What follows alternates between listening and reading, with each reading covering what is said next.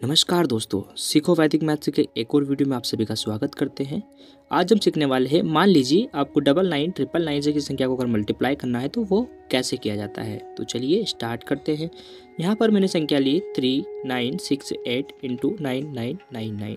इसके बाद हम क्या कर देना है, ये जो 8 दिख रहा है लास्ट वाली संख्या, इसमें से एक को माइनस करना है। 8 माइनस 1 हो जाएगा 7। इसे यहाँ पर इस तरह से लिख देना है। इसके आगे की जितनी भी डिजिट है वो वैसे की वैसे हमें लिख देना है। फिर हमें क्या करना है, अगली स्टेप में यहाँ पर जो 9 दिख रहे हैं ऊपर वाले, यानी कि ये जो 9 है, इस 9 में से इस 3 को माइनस करना है। याद रहे 9 माइनस 3 तो 6 हो जाएगा। 6 जो है वो 7 के आगे लिखना है। उसी तरीके से इस 9 में से इस 9 को माइनस करना है, तो 9 माइनस 9 तो यहाँ हो जाएगा आपका 0 या 0।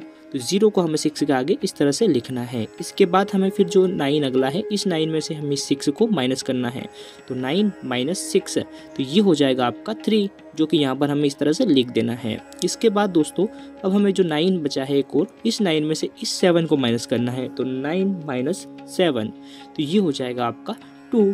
तो उस 2 को भी हमें इस तरीके से आगे यहाँ पर लिख देना है और आप देखेंगे कि आपका जो फाइनली आंसर है वो निकल कर यहाँ पर आ चुका है। तो उम्मीद करता हूँ आपको समझ में आया होगा। चलिए एक और संख्या लेते हैं, उसके पहले चैनल को सब्सक्राइब जरूर करें। अब हमने संख्या ली 7365 इंटू 9999।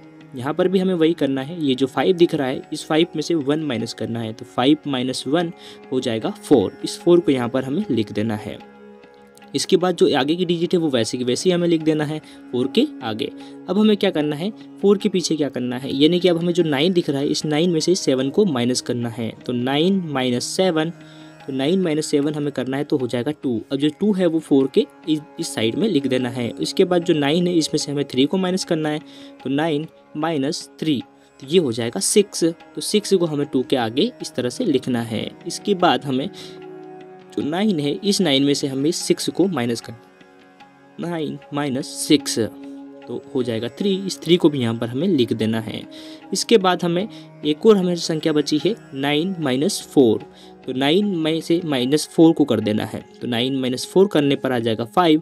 तो इस 5 को हमें यहाँ पर लिख देना है और आप देखेंगे कि आपका जो फाइनल आंसर है वो यहाँ पर निकल कर आ चुका है। इसमें एक बात का आपको ध्यान रखना है, 4 9 अगर इधर है तो 4 डिजिट ही सामने होनी चाहिए, तभी ये ट्रिक हमारी काम करेगी। अब यहाँ पर मैंने 5 डिजिट लिए हैं, यानी कि 5 डिजिट को 5 9 से मल्टीप्लाई करना है। तो ये कैसे करते हैं, सेम प्रोसेस है। यहाँ पर जो 2 दिख रहा है, इसमें से हमें 1 माइनस करना है, तो 2 माइनस 1 हो जाएगा 1।